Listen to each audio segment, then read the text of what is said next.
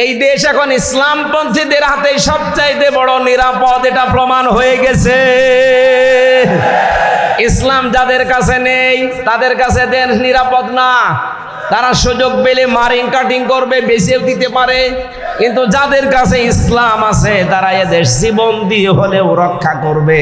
আল্লাতি কুনতুম তুআদুন, যার ওয়াদা আল্লাহ নিজে করেছেন, নাহানু আউলিয়াউকুম ফিল হায়াতিদ দুনিয়া ওয়া ফিল আখিরাহ। ফেরেশতারা যেন এসে বলে, আমরা আপনাদের বন্ধু ছিলাম দুনিয়ায়, বন্ধুই যদি না হবে, মাত্র 1000-এর উপরে জীবন দিয়ে গেল কিছুদিন আগে। আমার তো মনে হচ্ছে শুধু শহীদ আবু সাইদ না, রায়হান, মুগ্ধ, ইয়ামিন না, এদের সাথে আল্লাহ আবাবিল পাঠিয়েছিলেন। কয়েক ঘন্টার ব্যবধানে যে এত পরিবর্তন হয়ে যাবে। কুষ্টিয়াতে আমার সামনে 5 তারিখে 14 জন মারা গেছে, একটার আগে। 1:30টার সময় যখন উনি পালাচ্ছে শুনলাম, কে যেন আমাকে জানিয়েছে। পরবর্তীতে শুনলাম যে ওর পরে আরো 2 জন মারা গেছে, 16 জন। ওই পর্যন্ত যারা গুলি চালিয়েছিলেন তাদের কোনো ক্ষমা নেই। তার ভেতরে একজন ছিল আমার বাড়ির নিচে। ওরে যদি জনগণ পায় কুষ্টিয়াতে পিটিয়ে মেরে ফেলবে। আপনি তো নিজেও জানতেন যে উনি পালিয়েছে 1:30টার সময়। 4টা পর্যন্ত গুলি চালালেন কার হুকুমে বলেন? বাড়িতে এসে দেখলাম যে তালা মারা, উনি নেই, আজও নেই, কালও নেই। কোথায় গেছে ও জানে, ওর আল্লাহ জানে।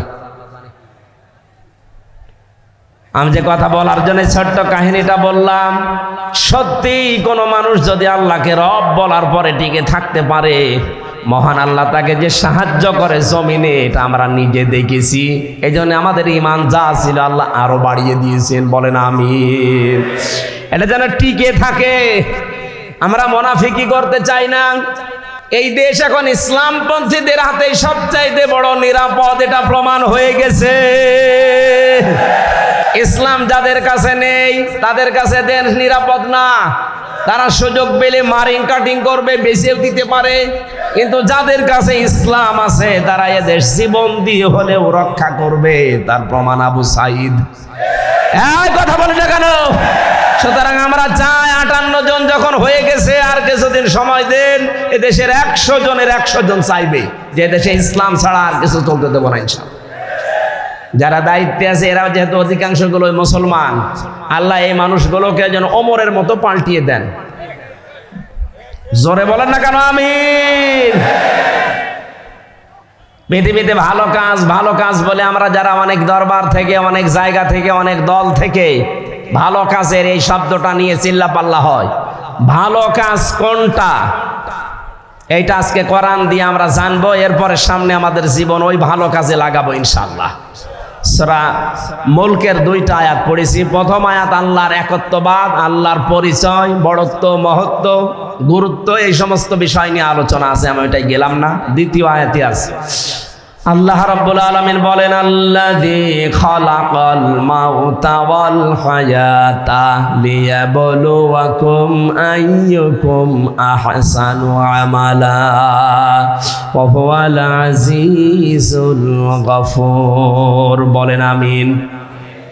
রাব্বুল আলামিন বলেন সূরা মুলকের 2 নম্বর আয়াতে, তিনি সে আল্লাহ যিনি তোমাদের মউত আর হায়াত বানিয়েছেন একটা পরীক্ষা করার জন্য, যে সবচাইতে বেশি ভালো কাজ করে তার কাছে যেতে পারে। আমরা যেহেতু সবাই যাওয়া লাগবে, এটা আপনি যেতে চান আর না চান যাওয়াই লাগবে, এটাই ফাইনাল। কথা বলেন। যাওয়ার আগে আল্লাহ দেখতে চাই আইয়ুকুম আহসানু আমালা, সবচাইতে ভালো কাজকে তার কাছে নিয়ে যেতে পারে। আল্লাহ কিন্তু আমাদের কাছে বেশি কাজ চান না, তিনি ভালো কাজ চান। তাফসীর পড়তে গিয়ে আয়াতের তাফসীরে হক্কানিতে পেয়েছি, কোন মানুষ যদি কোনো কাজকে ভালো কাজ হিসাবে রূপ দিতে চায়, 4টা বিষয় লাগবে। আপনি আমি ভালো কাজ মনে করে করলে ওটা ভালো হবে না। ওটার শর্ত কয়টা? 4টা। বলেন বলেন। 1 নম্বরে ভালো কাজ করতে হলে ওই বিষয়ে জ্ঞান লাগবে, যেটা আরবিতে এলেম বলে। যে কোনো কাজ করার আগে ওই বিষয়ের জ্ঞান অর্জন করা লাগবে আগে। দুই নম্বরে আপনার নিয়ত হওয়া লাগবে পরিশুদ্ধ। দুনিয়ার মানুষকে দেখে ভালো বলবে, কে খারাপ বলবে না। এই কাজটা আমি করছি আমার মালিকের জন্য। জোরে বলেন আল্লাহু আকবার। তিন নম্বরে কাজ করতে গেলে যদি বাধা বিপত্তি আসে, ধৈর্য ধারণ করা লাগবে। চার নম্বরে এই কাজের ভেতরে ইখলাস লাগবে। বলেন কি লাগবে? এই চারটা বিষয় আমি বাস্তবে অনেকের ভেতরে পাচ্ছি, এজন্য তাদের কাজগুলো আমার কাছে ভালো মনে হয়। আজ দেখেন এই দেশে কত মানুষ কত কাজ করার পরে ভালো কাজ বলে চালিয়ে দিচ্ছে, কিন্তু কাজটা সম্পর্কে সঠিকভাবে তথ্য জানা না থাকার কারণে কাজটা হওয়ার আগেই ভেঙে পড়ছে। কুষ্টিয়ায় মেডিকেল কলেজ বানিয়েছে। আমি যখন জেলখানায় ছিলাম পত্রিকায় দেখলাম নাকি ছাদ ভেঙে পড়ে একজন অসুস্থ আহত অবস্থা। দেখেন কাজটার জন্য কত কোটি টাকা বাজেট হয়েছিল, কিন্তু ভালো কাজ হয়নি। রডের বদলে হয়তো বাঁশ দিয়েছিল। কথা বলেন না কেন? আল্লাহ আপনার কাছে বেশি কাজ চান না, আল্লাহ চান ভালো কাজ। বলেন তো কি কাজ? ভালো কাজের প্রথম শর্ত ওই বিষয়ে জ্ঞান লাগবে। বাংলাদেশ জামাত ইসলামী আর ইসলামী ছাত্র শিবির, ইসলামী ছাত্রী সংস্থা, আমি যা দেখেছি বাস্তবে এইটাই চাচ্ছে। যাকে যেই লাইনে ওঠাতে চায় ওই লাইনের অভিজ্ঞ করে তুলে দিচ্ছে। আপনি বিচারপতির লাইনে, অ্যাডভোকেটের লাইনে, আইনজীবীদের লাইনে, ডাক্তারের লাইনে, ব্যবসায়ীর লাইনে, যে লাইন বলেন আপনি তাকান। জামাত ইসলামী শিবিরের লোক যে লাইনে আছে দেখবেন ওই বিষয় খুব অভিজ্ঞ। আমি তো তাই পেয়েছি। অ্যাডভোকেটদের ভেতরে এখন সারা দেশে একজনের নাম শোনা যায় বেশি, অ্যাডভোকেট শিশির মনির। শিবিরের কেন্দ্রীয় সেক্রেটারি ছিল। সুবহানাল্লাহ বলতে পারেন নাই? অন্য কত বড় বড় দলের, রাজনৈতিক দলের কেন্দ্রীয় সেক্রেটারি, সভাপতি তো আমরা দেখতে পাচ্ছি। তাদের এখন সব থৈলের বিড়াল বের হচ্ছে। শরীয়তপুরের একজন, নাম নিলাম না, সে ছিল বাংলাদেশ ছাত্রলীগের সভাপতি। তার যে কত টাকা এই 15 বছরের ভেতরে হয়েছে সে জানে আর আল্লাহ জানে। কোন এই মানুষগুলো দায়িত্ব পায়নি কোনোদিন। এদেরকে আপনি একটু দিয়ে দেখেন তো, যার 10,000 টাকা নিয়ে দায়িত্ব দিয়েছেন, 20 বছর পালন করার পরে 11,000 হবে না, 10,000-এর চাইতে আরো কমবে। কারণ এই কাজের অভিজ্ঞতা তাদের সবচাইতে বেশি।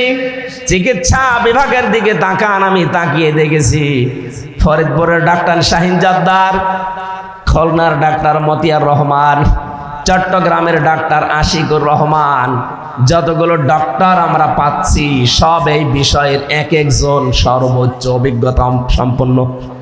ডাক্তার মতিয়ার রহমানের নাম বললাম, সারা পৃথিবীর ভেতরে 8 জনের নাম। যে মানুষগুলো অপারেশন করে ছাড়া কম্পিউটারের মাধ্যমে পিত্তথলির পাথর বের করার অভিজ্ঞতা সবচাইতে বেশি, শুধু বাংলাদেশ না সারা পৃথিবীর ভেতরে, তার ভেতর উনি একজন। এই মানুষগুলো সব এখান থেকে তৈরি হওয়া। এই জন্য ভালো কাজ যদি আমরা করতে চাই, আগে ওই বিষয়ের অভিজ্ঞতা থাকা লাগবে, আমাদের এলেম থাকা লাগবে, জ্ঞান থাকা লাগবে। 2 নম্বরে কি বললাম? এলেম থাকলেই হবে না, ওই বিষয়ে নিয়ত ঠিক করা লাগবে। বাস্তবে আমি যতটুকু ওয়াজ করছি আমি দেখতে পাচ্ছি এদের নিয়ত 100-তে 100% সহি। 3 নম্বরে ধৈর্য ধারণ করা, এটাও আমি পেয়েছি। টিকে থাকতে গিয়ে 15.5 বছরে কত ধৈর্যের পরীক্ষা যে দেওয়া লেগেছে ওই জায়গাগুলোতে, আপনি হয়তো বাস্তবে টের পাননি, আমি নিজে টের পেয়েছি। বৈষম্য বিরোধী ছাত্র আন্দোলন এমনি শুরু হয়নি। 15.5 বছরে ফার্স্ট ক্লাস ফার্স্ট হওয়ার পরেও 80 রোল নাম্বার সে জায়গায় চলে যায় টাকা দিয়ে, আর 1 রোল নাম্বার সে চলে যায় একেবারে পেছনের লাইনে। এই কারণে আন্দোলন আরম্ভ হয়েছিল। সুতরাং ধৈর্যের পরীক্ষায় তারা উত্তীর্ণ হয়ে গেছে। 4 নম্বরে যেটা ইখলাস, এটা আমার ছাড়া তো আপনি বেশি বুঝবেন না, আমি তো নিজে পরীক্ষা করে দেখছি ইখলাস কার ভেতরে বেশি। এমন একটা দলের নাম বলছি যে দলে লক্ষ লক্ষ মানুষ এই দেশে এখন, কিন্তু একটা বেনামাজি নেই। সুবহানাল্লাহ বলতে পারেন না? একটা দুর্নীতি করেছে এমন প্রমাণ নেই, অথচ তারাও রাষ্ট্রের বড় বড় দায়িত্ব পালন করেছে। চরিত্রহীন নেই, জেনাখোর নেই, এমনকি বিড়ি খায় এমন মানুষ এই দলে নেই। এর চাইতে আস্থার জায়গা যদি কোনো জায়গায় পান, আপনি আমারে নিয়ে চলেন, আমি সেখানে যাব। কিন্তু এর চাইতে আস্থার জায়গা যদি না থাকে, আহ্বান জানাচ্ছি ফিরে আসেন। বলবেন যে আমরা তো দাওয়াত দেয়নি, দাওয়াত দিয়ে গেলাম। এরপরে যদি আপনি দাওয়াত না মেনে উল্টা দিকে যান, এটা আপনার কপালে আগুন লাগবে, আমার আর কিছু করার নেই। আল্লাহ আমাদের মওত আর হায়াত বানিয়ে পাঠিয়েছিলেন ভালো কাজ করার জন্য। দ্বিতীয় নম্বর ব্যাখ্যায় আসছি, এ পৃথিবীতে সবচাইতে ভালো কাজ আল্লাহ পাক যাকে জানিয়েছেন তিনি আমাদের রাসূল। কথা বলেন না কেন? আর রাসূলের কাছ থেকে ভালো কাজটা যারা শিখেছে তারা হচ্ছে সাহাবায়ে কেরাম। বলেন, সাহাবায়ে কেরামের দিকে তাকান, তারা সবচাইতে ভালো কাজ বুঝতো এই জমিনে আল্লাহর বিধান কায়েম করা। এই জন্য মাস মুআব্বিজের মতো মাত্র 12 বছর 13 বছরের বালক ভালো কাজ এটা জানার পরে নিজের গোড়মুড়িকে উঁচু করে জিহাদের ময়দানে যাবার জন্য চেষ্টা চালিয়েছে। যেহেতু এইটা এখন ভালো কাজ পৃথিবীতে, আমরা চাই আল্লাহর এই জমিনে 56,000 বর্গ মাইলে আল্লাহর বিধান কি করে কায়েম করা যায় সেই চেষ্টা করা, এটা ভালো কাজ। এটা কি কাজ? এর জন্য যদি সময় দেওয়া লাগে, এর জন্য যদি টাকা পয়সা খরচ করা লাগে, এই ভালো কাজ করতে রাজি আছেন না নেই? আজ 53 বছর বাবা চালিয়েছে, স্বামী চালিয়েছে, চাচা চালিয়েছে, বোন চালিয়েছে, ম্যাডাম চালিয়েছে, শুধু এখন দেখতে বাকি আছে আল্লাহর এই কোরআন দিয়ে দেশ চললে কেমন দেখা যায়। আমার বড় আশা এটা দিয়ে বাংলাদেশ চলছে, এটা যেন আমি দেখে মরতে পারি। কারা কারা এটা চান দেখি?